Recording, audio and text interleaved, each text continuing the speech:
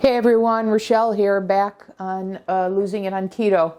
I'm back in the kitchen and I've got an experiment to do that I'm going to bring you along for. So there's a backstory. So let me share the backstory with you, and then I'll clear this out and start preparing what I intend to experiment with. So, in fact, let me get you something here and show you the result.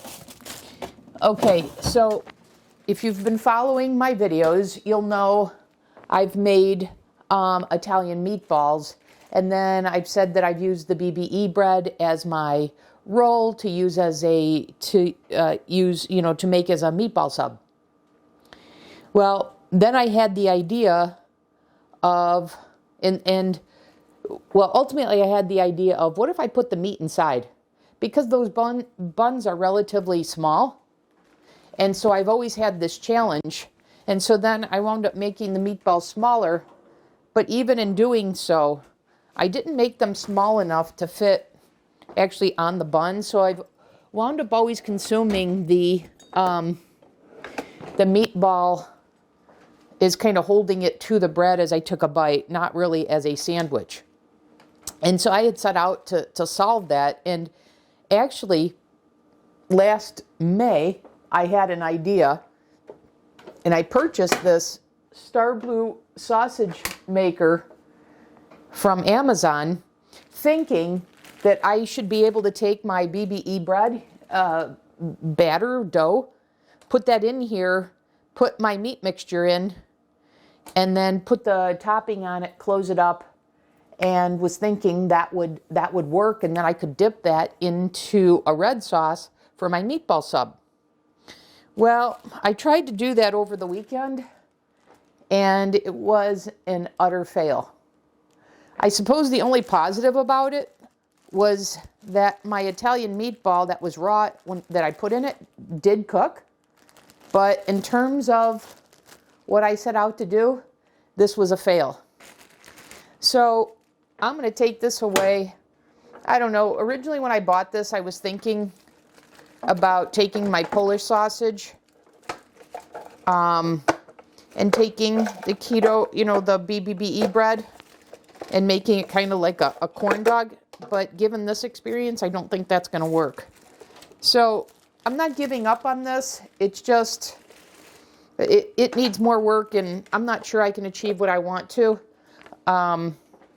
And so I'm deciding whether or not to keep this or not, or just donate it. My sister likes corn dogs, and at a minimum, I'd want to make them in a cleaner way for her. So I'm not giving up on it just quite yet. It's just not serving my purpose. So I'm putting that aside for now. So now that brings me to this. So then I had this idea, well, can I make the protein-sparing modified fast / BBBE bread in a way where it's not in that, like on a baking pan? And I came across, I think it's healthyambitions.co, where she had made them on a baking pan, and she was talking about ordering a big spoon. So she said if they were touching, they would hold together. So they were like hamburger buns / sliders. And so I thought, well, I could make a big one, put my meat inside, and then top it with that batter. And I think that will work. And so I had bought this giant, this is an 8-ounce scoop, and it's meant for like portion control, for like scooping out potatoes and rice and things like this. But she made mention that she thought this big of a scoop would work for that, because she was using a cup-sized bowl to spoon out her batter. So I bought this in anticipation of doing that. Well, lo and behold, while I had that idea, I came across a recipe video from Two Crazy Ketos from Joe and Rachel, and they had this Stuffler where they actually made meatball subs out of it. So I'm like, how bizarre is this? Here I'm talking about a meatball sub, doing videos on it. I'm trying to get the meat inside, and then I stumble upon their video. And so they did that, and they did it successfully. But the difference is, so they did a keto Stuffler as a meatball sub. So their recipe entailed almond flour and mozzarella cheese. So obviously, because of the current protocol that I'm doing, I don't want almond flour and mozzarella cheese. It's not compliant for me just now. But the good news is when I transition off the program that I'm doing and go back to, regular keto, then it's good to know that I'll make use of this then too. But I got to thinking and said, well, if it works for that, let me see if I can take my batter and make it work. And so I've got two ideas here. I'm going to try the BBBE bread. I mean, it worked in the giant waffle maker, so why wouldn't it work in the stuffed waffle maker is my logic. So I at least know that it already works in the waffle maker, but that same logic did not work on the sausage maker, but I think that's because it's just too small. But anyway, so that's encouragement point number one. And then my other thought was, well, if that batter doesn't work, well, then you've seen how I've turned the keto chow into a crust and how I've made, and I showed you what the bread that I made looked like. So that, I believe, would work as well. So my experiment here is I'm going to attempt to make a meatball sub with both of those and see how they come out, which is better. Do they both work? Do neither work? Does one work better than another? So that's my plan here for this recipe video. It's almost a how-to rather than recipe. So this was delivered today, so I'm actually altering my dinner plan so that I could do this because I was excited to try this. So while I got the box here, I just wanted to show you the pictures. And I got this from Amazon.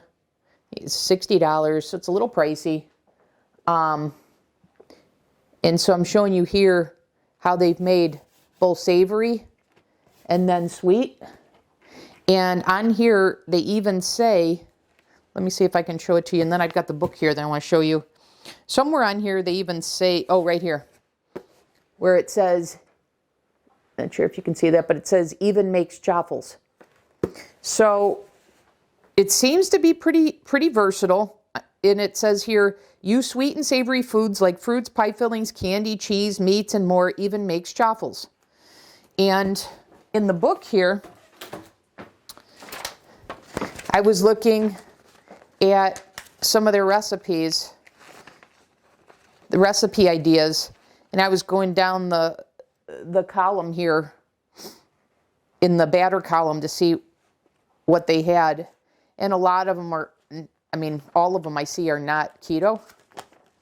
But when I got to the batter recipes section, they have one here up on the top, cauliflower, egg, and cheese waffles, keto and gluten-free. That entailed eggs, rice cauliflower, almond flour, and cheese.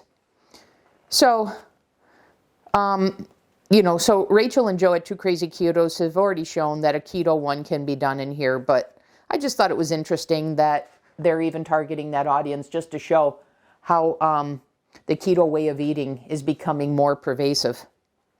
So anyways, I am going to attempt, like I said, the BBBE batter and the keto chow batter and see what I get. So before I cut to that, I just want to show you how this works. So you've got these tongs here to make it easy to lift out. So you set those in, and that kind of creates a guide anyways. And I got to figure this out because, oh, that fell down. So after you put your, after it heats up and you put your batter in and there's light here to let you know it's ready, then you flip it over. And so, so that's generally how it works. So I'm going to read a little bit more on that, and I'm going to prepare my batters, And then I'm going to come back and see what happens. So stay tuned. You're coming along with this. It could be a fail. It could be a success. Okay, I'm back. All right, I don't have the Stuffler ready yet, but the batter, the BBBE batter is ready. So I whipped those egg whites and all the powder. And then when that was done, I added the 3 egg yolks. And then I also added some Italian seasoning to this because I'm planning to make a meatball sub out of it. So this is ready to go. So what I thought I would do is, because the oven is preheated, I thought I'd bring you along to watch me prepare the one where, if you don't have any gadgets like the Stuffler, if this could be made in the oven. Okay? So what I'm going to do is, as I said, I'm going to take this large cookie scoop and put that down. And then I've got my meatballs cut up here. And you'll see, if you've watched the Two Crazy Ketos recipe video, they've done the same thing, where they cut up their meatball to put in the Stuffler. So I'm following that as a guide. All right, so I'm going to go ahead, take a scoop. I'm going to do one with the filling and one without. Because one thing I learned from that Healthy Ambitions is one way to keep the size of these buns is to have them touch. And I know that about other baked goods, that if they touch, it'll keep it from spreading. So that's what I'm going to do here, to get them just a touch here. Okay? So now let me create a little bit of a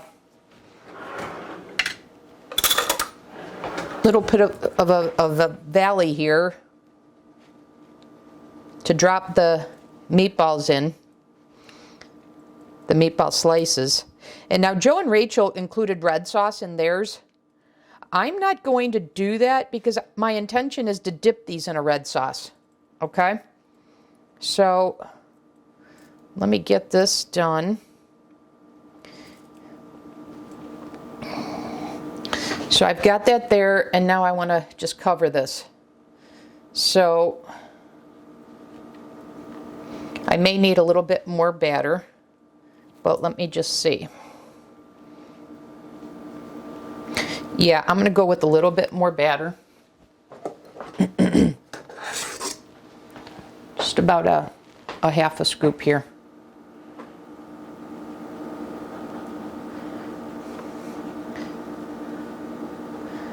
So 1.5 meatballs I have, and I'm being mindful about how much protein does this come out to be. So I'm going to do the calculation when I'm done here, but I'm mindful of that. Okay, so I've got one not stuffed, the other stuffed. The one that's stuffed is a little bit bigger. And like I said, I deliberately did not put the red sauce in because my intention is, one, to dip it, and two, I don't know, I just feel like I'd have a mess on my hands. So I'm going to go ahead and put this in for 20 minutes at 325, just like I do the buns. Okay, so while that's cooking, I'm going to prepare the Stuffler and come back and be ready for that while our buns are baking, our subs are baking in the oven. Okay? See you back in a sec. Okay, guys, I think we're ready. There's no ready light on this, as far as I can tell. I misinterpreted. This is the fact that it's plugged in. There's no on-off switch. So I believe this red light is just indicating that the unit is plugged in. But the heat's coming off it pretty good. It's been, I don't know, just about 2 minutes or so, but it feels pretty well preheated to me. And plus I heard like a little click, and I didn't know if that indicated that meant this was ready. The instructions don't say that, but I don't know, but it feels pretty hot to me. But I just want to cover a couple of the instructions here before I start. So there's a couple things that were noteworthy that I found. So first, you want to start with it in a horizontal position, a closed position with the tongs in it while it's preheating, just like it is here.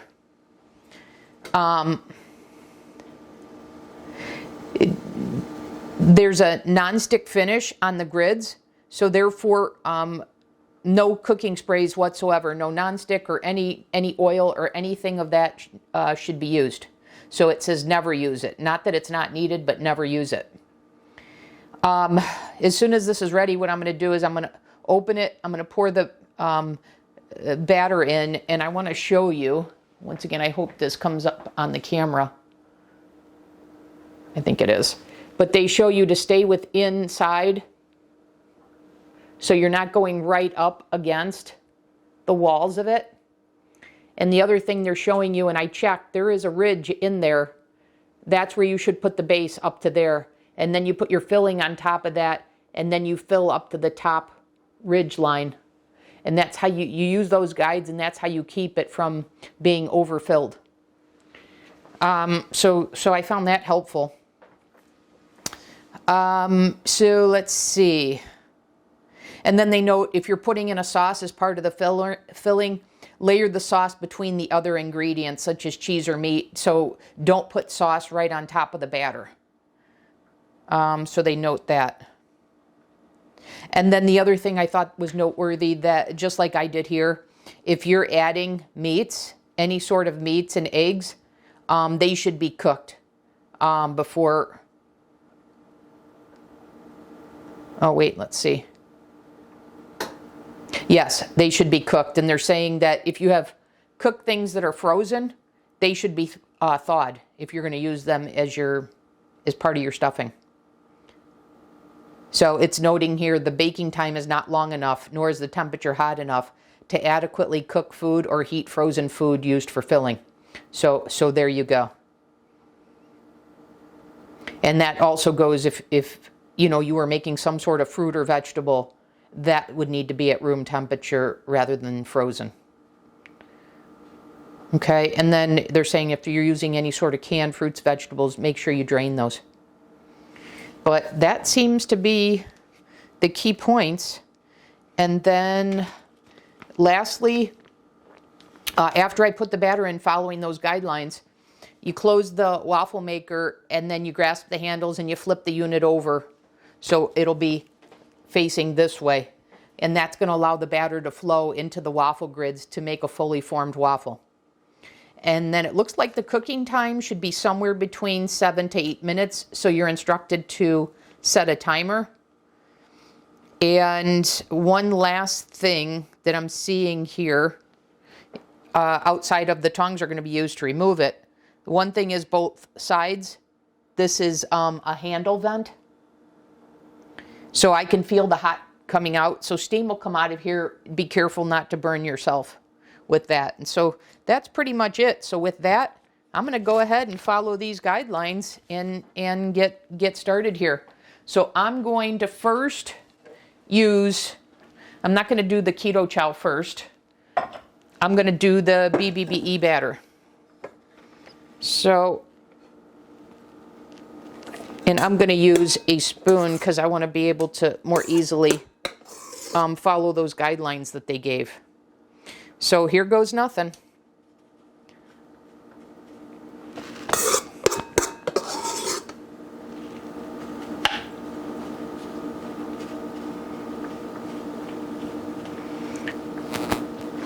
So I'm going right up to that just like they said to do.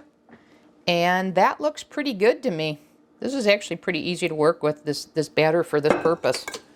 So I'm thinking the camera's picking that up, but so I'm right along that edge. I'm not up against the wall, just like I showed you in the booklet. So now I've got my cut up meatball, so I'm placing that inside here.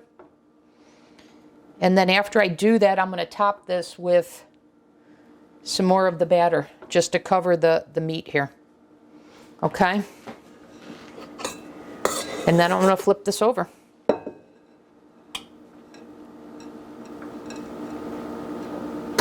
I hope this isn't too much batter.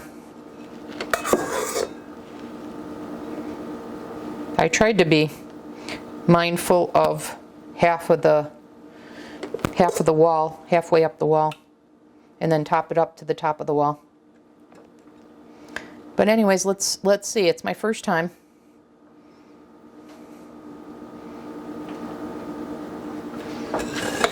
I don't know, it seems pretty good to me. Let's see. So now I'm going to close it, and now I'm going to flip it. Easy as that.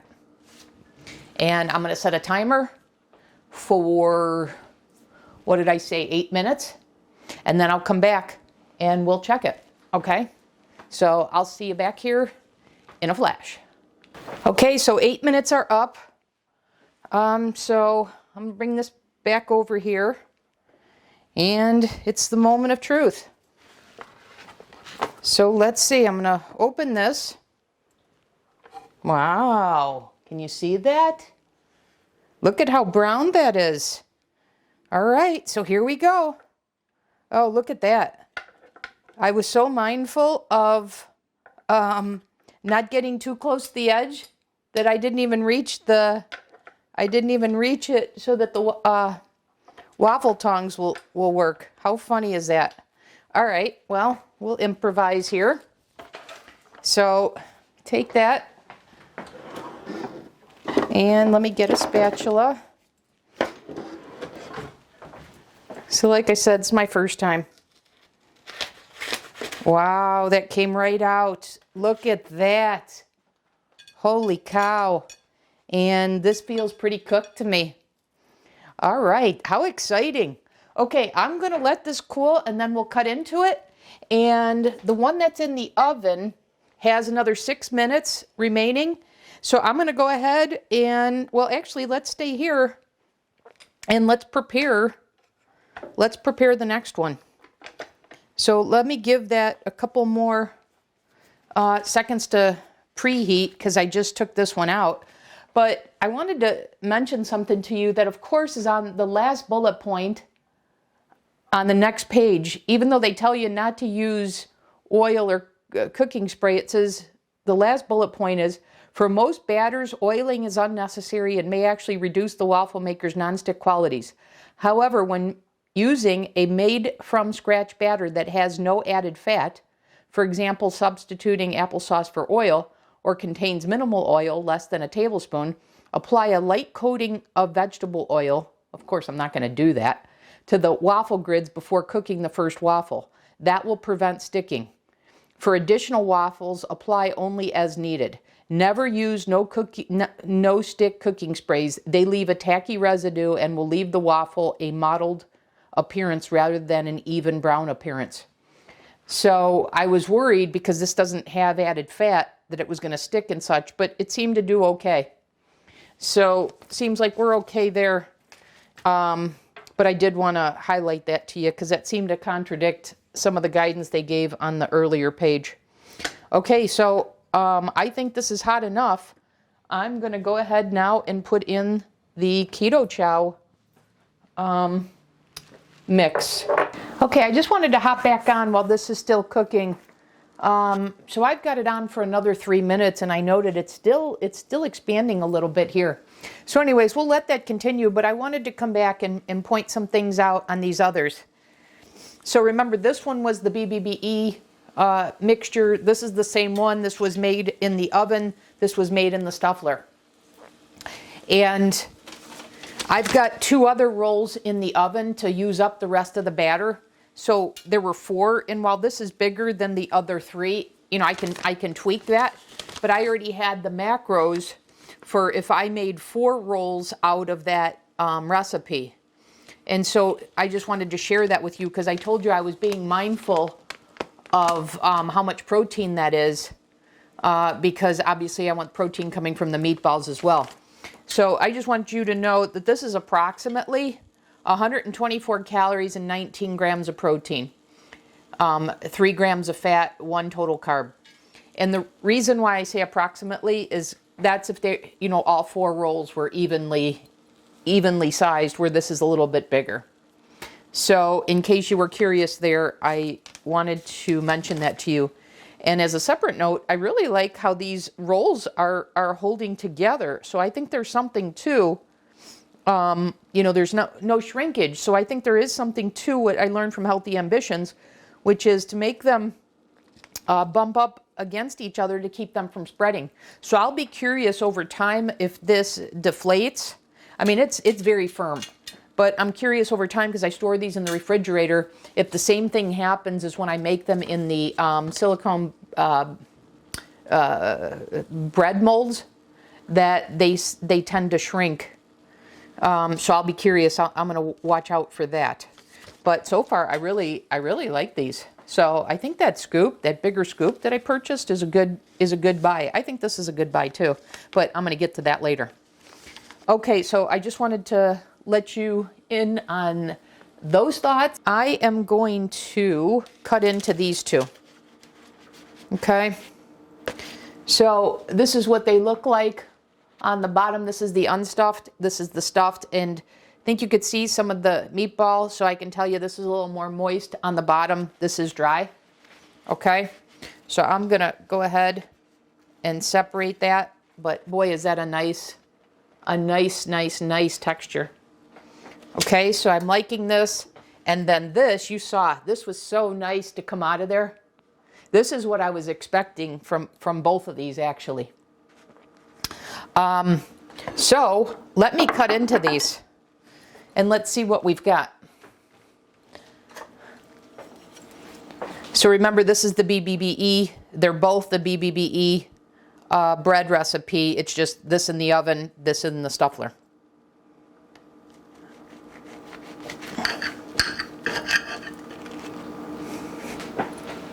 I'd say that's a resounding success. So there is the Italian meatballs stuffed inside. You serve this with the red sauce on the side and dip it, and there is your meatball sub. I am thrilled with that. Okay, now here's this one.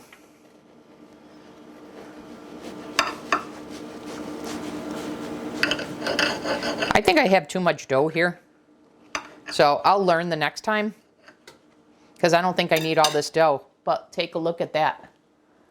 I would say that's a resounding success as well.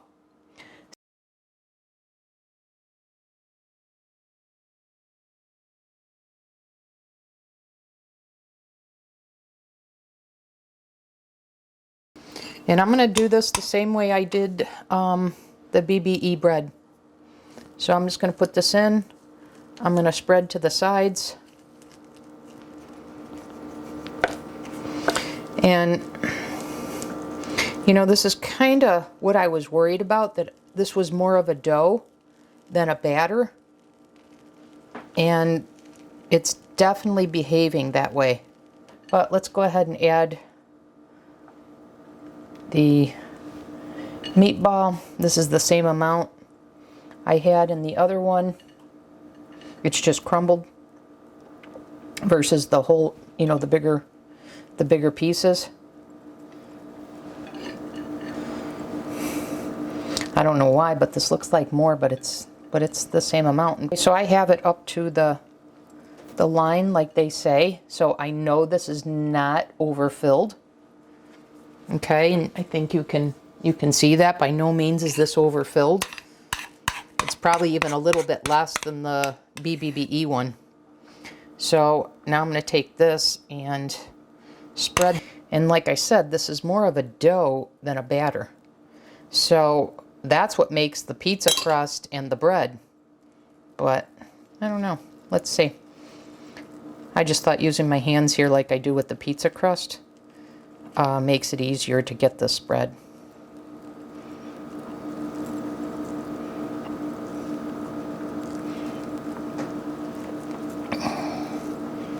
Okay, we're just about there.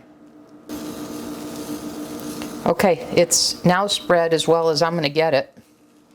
So let me wash my hands for a second here. Okay, so I'm going to flip this now. What I've learned, well, I'm going to close it. I'm going to flip it away from me so that when it's done, I'm going to bring it towards me. All right, so I'm going to set the timer for the same time as the BBE. I'm going to set it for 8 minutes.